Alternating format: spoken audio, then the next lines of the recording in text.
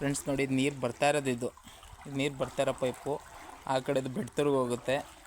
ಅದು ಬಿಳ್ಕೆರೆ ಚೆನ್ನಿಕೆರೆಗೆ ಹೋಗೋ ನೀರು. ಇದು ನಮ್ಮ ನೊದಳಕ್ಕೆ ಹೋಗೋ ನೀರಿದು. ಇಷ್ಟು ದಿನ ಆಫ್ ಮಾಡಿಬಿಟ್ಟಿದ್ರು ಇದನ್ನು. ಒಂದು 15 ದಿವಸದಿಂದ ನಾನು ಬಿಡಿಸ್ದೆ, ಹೇಳ್ತೀನಿ ಇವಾಗ ನೋಡಿ.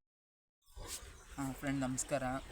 ನೋಡಿ, ಇದು ಗುಂಟ್ಕಿರಿ ಹತ್ರ ಲಿಫ್ಟ್ ಇರಿಗೇಷನ್ದು ಪಾಯಿಂಟ್ ಇರೋದು. ತೊಟ್ಟಿ ಇದೆ ಇಲ್ಲಿ, ಎಲ್ಲ ಕೆರೆಗಳಿಗೂ ಇಲ್ಲಿಂದನೇ ನೀರು ಡಂಪ್ ಆಗೋದು.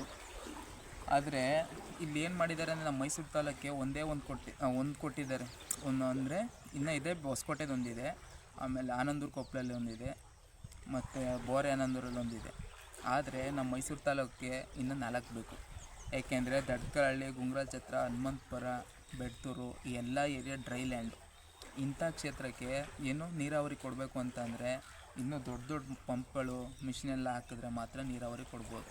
ಈ ಥರ ಒಂದು ಪೈಪ್ ಲೈನ್ ಕೊಟ್ಬಿಟ್ಟು ಎಲ್ಲ ಹಳ್ಳಿಯವರು ಹಂಚ್ಕೊಳ್ಳಿ ಅಂತ ಅಂದರೆ ಮಾಮೂಲಿ ರೈತರು ಸಂಘರ್ಷ ಉಂಟಾಗುತ್ತೆ. ಇದರಿಂದ ಸಮಾಜದ ಸ್ವಾಸ್ಥ್ಯ ಹಾಳಾಗುತ್ತೆ.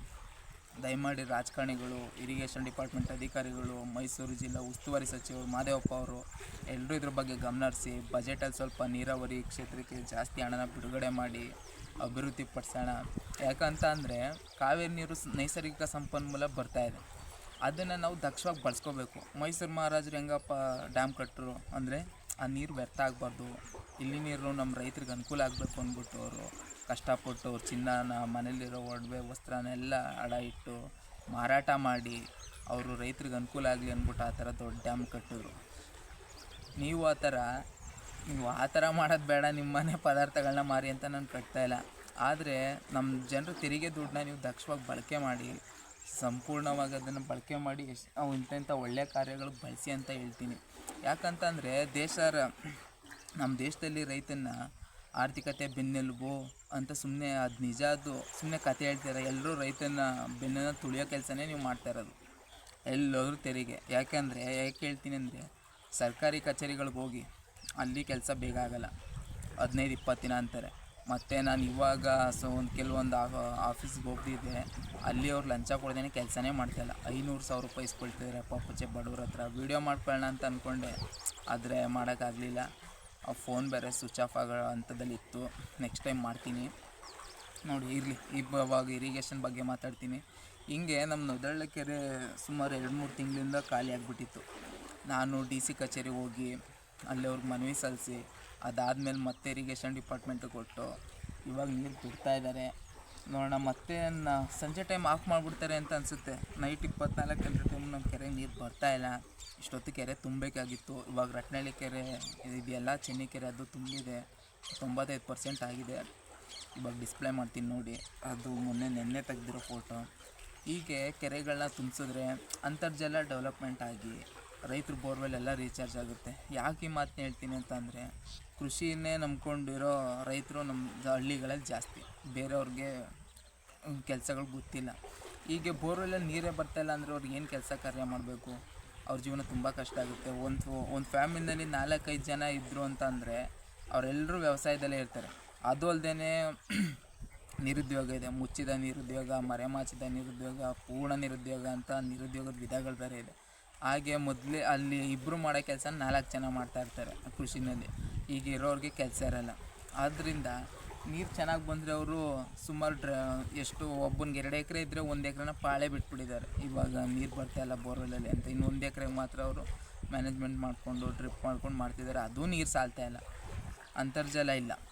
ಇದು ಕಾರಣ ಏನು? ನಾವೇ. ಯಾಕೆಂದರೆ ಮಳೆ ನೀರನ್ನ ಸರಿಯಾಗಿ ಬಳಸ್ಕೊಳ್ತಾ ಇಲ್ಲ, ಎಲ್ಲ ಹೋಗೋ ಥರ ಮಾಡಿದ್ದೀವಿ. ಮಣ್ಣಲ್ಲಿ ಸಾಯಿಲ್ ಕಾರ್ಬನ್ ಇಲ್ಲ, ಅದು ಫಲವತ್ತತೆನ ಕಳ್ಕೊಳ್ತಾ ಇದೆ. ರಾಸಾಯನಿಕ ಗೊಬ್ಬರ ಹಾಕ್ತಾಯಿದ್ದೀವಿ, ರಾಸಾಯನಿಕ ಗೊಬ್ಬರ ಬಿಡಬೇಕು. ಅದು ಅಲ್ಲದೆ ನಮ್ಮ ಸರ್ಕಾರದವ್ರು ಇದ್ದಾರಲ್ಲ, ರಾಸಾಯನಿಕ ಗೊಬ್ಬರಕ್ಕೆ ಜಾಸ್ತಿ ಸಬ್ಸಿಡಿ ಕೊಡ್ತಾವ್ರೆ, ಸಾವಯವ ಗೊಬ್ಬರಕ್ಕೆ ಹೆಚ್ಚಿನ ಸಬ್ಸಿಡಿ ಕೊಡ್ತಾಯಿಲ್ಲ. ದಯವಿಟ್ಟು ಇದನ್ನು ಮಾಡಬೇಡಿ. ನಾವು ತಿಂತಾರೋ ಆಹಾರ ಎಲ್ಲ ವಿಷ ಆಗ್ತಾಯಿದೆ. ಇದರಿಂದ ನಮ್ಮ ಮುಂದಿನ ಪೀಳಿಗೆಯವರು ತುಂಬ ಸಫರ್ ಪಡಬೇಕಾಗುತ್ತೆ. ದಯವಿಟ್ಟು ರಾಸಾಯನಿಕ ವಸ್ತುಗಳನ್ನ ಸ್ವಲ್ಪ ನಿಷೇಧ ಮಾಡಿ. ಅದಕ್ಕೆ ಜಾಸ್ತಿ ನೀವು ಪ್ರೋತ್ಸಾಹ ಕೊಡೋದ್ರಿಂದನೇ ರಾಜಕಾರಣಿಗಳು ಪ್ರೋತ್ಸಾಹ ಕೊಡ್ತಾರೆ. ಅದರಿಂದ ಕೈಗಾರಿಕೆಗಳು ಉತ್ಪಾದನೆಯಾಗಿ ಜಮೀನು ತಂದು ಹಾಕ್ತಾರೆ ರೈತರು. ಎರೆಹುಳು ಗೊಬ್ಬರ ತೊಟ್ಟಿಗೆಲ್ಲ ಜಾಸ್ತಿ ಸಹಾಯಧನ ಕೊಡಿ, ಇನ್ನೂ ಹೆಚ್ಚು ಪ್ರಚಾರ ಮಾಡಿ, ಎಲ್ಲರೂ ಅನುಕೂಲ ಆಗಲಿ, ಅದನ್ನು ಸೌಲಭ್ಯನ ಪಡ್ಕೊಳ್ಳಿ ಅಂತ ಹೇಳ್ತೀನಿ. ಮತ್ತು ಇರಿಗೇಷನ್ ಡಿಪಾರ್ಟ್ಮೆಂಟ್ ಅವ್ರಿಗೆ ನಾನು ಕೈ ಮುಗ್ದು ಬೇಡ್ಕೊಳ್ಳೋದೇನಪ್ಪ ಅಂತಂದರೆ, ನಮ್ಮ ಮೈಸೂರು ತಾಲೂಕು ಇನ್ನೂ ಒಂದು 2-3 ಕೊಡಿ. ಪೈಪ್ಲೈನ್ ಎಲ್ಲ ಮಾಡಿಕೊಡಿ. ಸುಮಾರು ಇಲ್ಲಿ 100, 200, 300 ಎಕರೆ ಡ್ರೈ ಲ್ಯಾಂಡ್ ಬಿದ್ದಿದೆ. ಇಲ್ಲಿ ಎಲ್ಲ ಮಾಡಿದ್ರೆ ಫುಲ್ಲು ನೀರು ಡಿಸ್ಟ್ರಿಬ್ಯೂಟ್ ಆಗುತ್ತೆ, ಎಲ್ಲ ರೈತರು ಅದನ್ನು ದಕ್ಷವಾಗಿ ಬಳಕೆ ಮಾಡ್ಕೊಳ್ಬೋದು ಅಂತೇಳಿ ನಾನು ಮಾತು ಮುಗಿಸ್ತೀನಿ. ನಮಸ್ಕಾರ. ನೋಡಿದ್ರಿ ಈ ಥರ ಅಂತ ಅಂದ್ಬಿಟ್ಟು ಎಲ್ಲ ಒಗ್ಗಟ್ಟಾಗ್ಬಿಟ್ಟು ಊರೂರಿನಲ್ಲೆಲ್ಲ ಒಂದು ಅಪ್ಲಿಕೇಶನ್ ಬರೆದು ರೆಡಿ ಮಾಡಬೇಕು ಒಂದಷ್ಟು ಜನ ಹೋಗಿ. ಹೌದು, ಸುತ್ತಾಡಬೇಕು, ಕೆಲಸ ಹಿಡಿತದೆ, ಯಾರು ಬರೀಕಿಲ್ಲ, ಒಬ್ಬರೇ ಹೋಗ್ಬೇಕು. ನಾನು ಆಯ್ತು ಬಿಡಿ ಹೋಯ್ತೀನಿ. ನೋಡಿ ಇಲ್ಲೆಲ್ಲ ಪಾಳು ಬಿದ್ದೈತೆ ಜಮೀನಲ್ಲೆಲ್ಲ. ಅಲ್ಲೆಲ್ಲ ಕೇರ್ ನಗರದಲ್ಲೆಲ್ಲ ನೀರು ಎಷ್ಟು ಚೆನ್ನಾಗಿ ಉಪಯೋಗಿಸ್ಕೊತಾರೆ. ಇಲ್ಲಿ ಆ ಥರನೂ ಮಾಡ್ಬೋದು, ಅದ್ರ ಯಾರು ಗಮನ ಮಾಡ್ತಾ ಇಲ್ಲ. ಅದಕ್ಕೆ ಗಂಗಾ ಕಲ್ಯಾಣಕ್ಕೆ ಇದು ಮಾಡಿದ್ದೀನಿ. ಈಗ ಬೋರ್ ಇಲ್ಲ, ಈಗ ಅದಕ್ಕೆ ಎಲ್ಲ ಬರ್ಜಿ ಕೊಟ್ಟು ಎಲ್ಲ ರೆಡಿ ಆಗದ ಇದು ಮಾಡದ. ವಸಿ ಮಾಧವಪುರ್ಗೂ ಹೇಳಿ ಇದು ಮಾಡಬೇಕು. ಆಯಿತು ಆಯಿತು. ನಾನೇ DC ಆಫೀಸ್ಗೆಲ್ಲ ಹೋಗಿತ್ತು, ಹೋದ ತಿಂಗಳೇ ಹೋಗಿ ಲೆಟ್ರ್ ಎಲ್ಲ ಕೊಟ್ಬಿಟ್ಟಿದೆ. ಅದು ಅಲ್ಲೇ 21ನೇ ತಾರೀಕು ಆಯಿತು. ಆಮೇಲೆ ತಿರ್ಗಾ ರಮೇಶ್ ಸರ್ಗೆ ಅವ್ರಿಗೆಲ್ಲ, ಸೋಮಣ್ಣ ಸರ್ ಅವ್ರಿಗೆಲ್ಲ ಕೊಟ್ಟೆ. ನೋಡಿ ಬಂದೈತೆ ತಗೊಳ್ಳಿ ಅಂತ.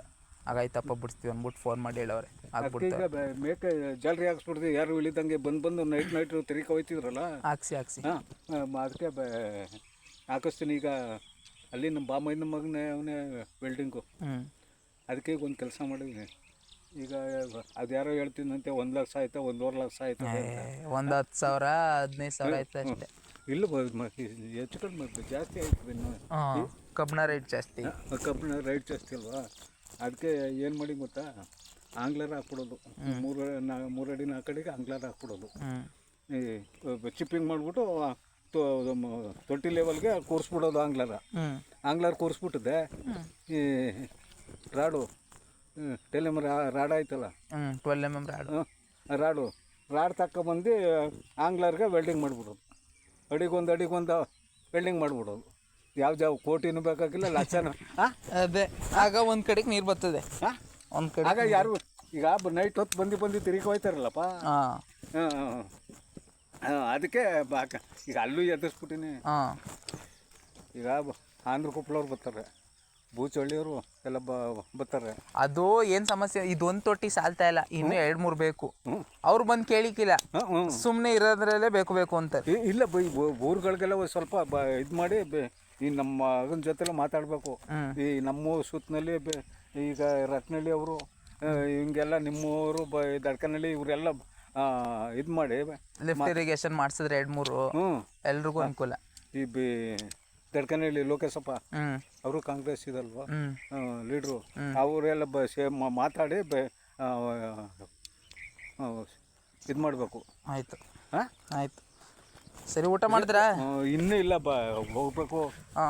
ಇದು ಮಾದೇವಪುರ ಹತ್ರ ಹೋಗುವಾಗ ನಾನು ಆಯ್ತು ಹೋಯ್ತೀನಿ, ಬನ್ನಿ. ಅಲ್ಲಿ DC ಆಫೀಸಲ್ಲ ಅವ್ರದ್ದು ಆಫೀಸ್ ಐತೆ ಕೆಳಗಡೆ, ಅಲ್ಲಿ. ಆಮೇಲೆ ಅವ್ರ ಮನೆ ವಿಜಯನಗರದಲ್ಲಿ ಇರೋದು, ಅಲ್ಲಿ ಹೋದ್ರೂ ಆಯ್ತದೆ. ಹೋಗೋಸಿ ಮಾತಾಡ್ಬಿಟ್ಟು ಆಯಿತು. ಫಸ್ಟು ಒಂದು ಬೋರ್ ಅಂತ ಇದು ಮಾಡ್ಬೇಕು. ಸರಿ ಆಯಿತು, ಸರಿ ಬರಲಾ?